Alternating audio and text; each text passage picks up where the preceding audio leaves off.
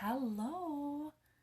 So I wanted to pop in just to make a little explanation of what's going on, because I've had a lot of people ask me.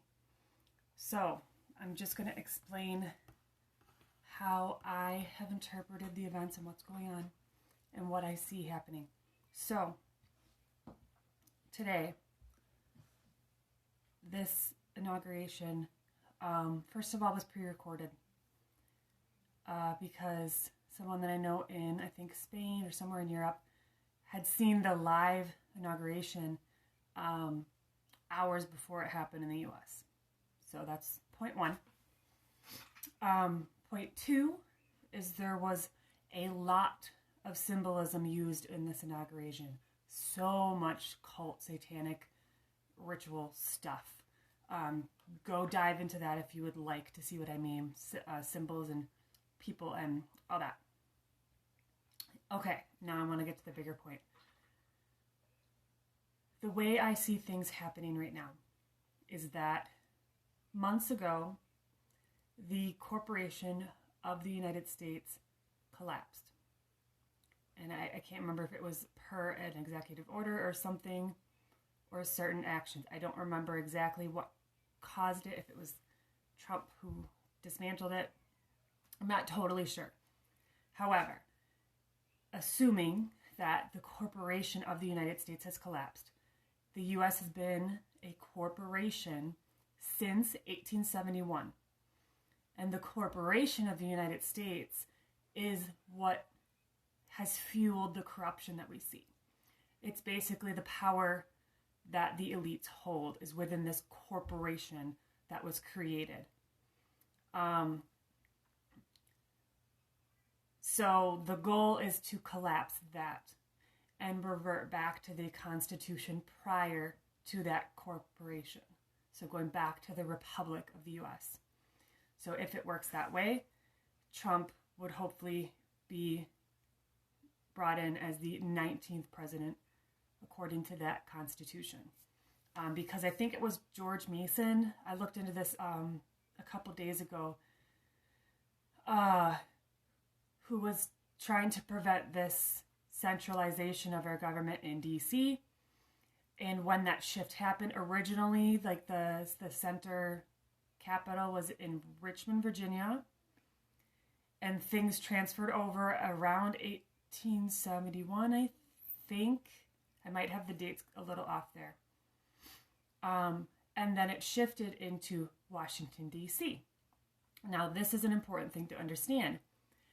I have explained before that the deep state shadow government control system, call it whatever you want, I don't really care. These elite people, non-human beings in a human body. That's important to understand as well moving forward. Reptilian consciousness, demon, if you want to call it demon. They are not of pure human soul. There's something darker. They hold this control system. They function through three cores. That is in D.C., Washington, D.C., which is the military center. London, which is the financial center. And the Vatican, which is the religious center. Those are the three cores that they use to control humanity. It's not just the United States that we're fighting for right now. It's not just the United States that is getting affected by this. It's the entire world. So, if you've paid attention to world events over the last months to year, you have seen the amount of actions,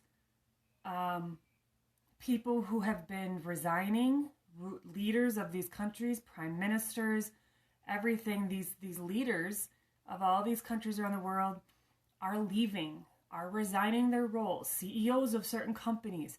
That is not a coincidence. That is because these are all people who are involved in this power control. And what's happening is they are either being taken to prisons, they are being executed based on their crimes, or they are being rounded up and will be removed from the planet, essentially. They've been living under the ground. This is going to be hard for some people to grasp. They have been living within Earth, residing within Earth for this reptilian species for longer than humans have been here.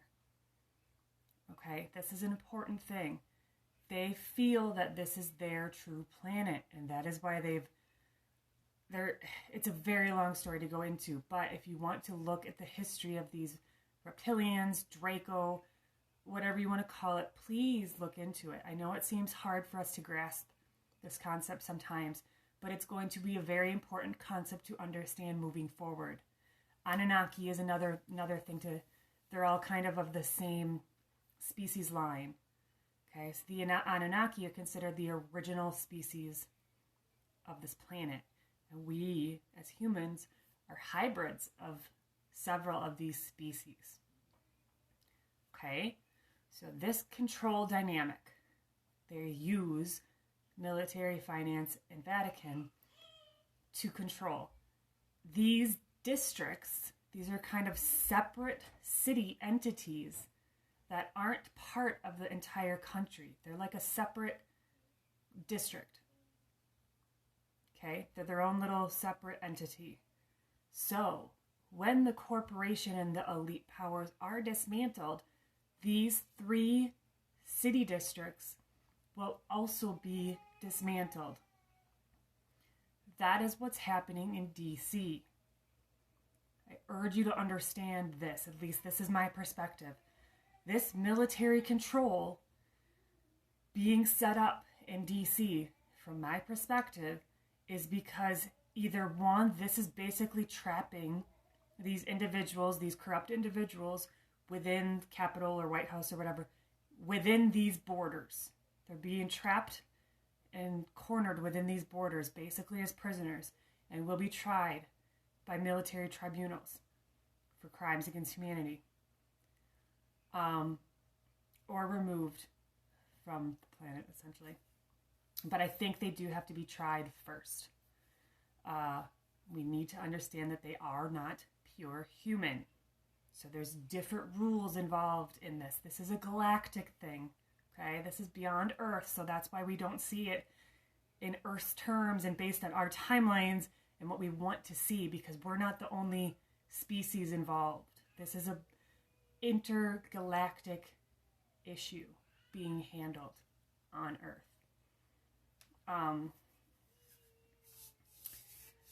So when this all is happening or finalized, I see DC essentially being pinpointed, destroyed or bombed in some way. Like I said, I woke up yesterday from a dream that shook me up. And all I can remember is fire and bombs and destruction, and it connected to DC. Whether that be the whole city or just the Capitol and the White House and Pentagon, maybe the centralized powers there. So we have to remember that the military power, is going to be removed from that centralization as well. So it's going to be moving into a different power. And from what I understand, the military is in control at this point, because working to finalize this inauguration has completed their act of treason, essentially, because if you keep saying that there's not enough evidence, there's no evidence of illegal activity, there's nothing there. They keep bringing up these trials, and I'm sorry, but you're wrong. You're looking at the wrong places. Follow Sidney Powell, General McInerney. I'm not going to say his name right. There's so much information. Disclose.tv has had so much information too. There is tons of evidence, not only within people in the U.S., but outside of the U.S., China and Italy being 2 of them. So this is not over. I urge you that this is just starting. the big part of it that's coming, that we're going to be seeing. And there's a lot of people who need to open their minds, let go of the attachments you have to political sides and to the individuals or media or any of these brainwashing centers, okay? And understand that everything you think you know is probably completely false, a false reality. And we are living in a matrix reality. That literally means our souls are an eternal, immortal entity, light being. We are plugged in to this experience by being grounded into this body. Of course, I lose my light. So we are living this experience by being grounded into this physical form.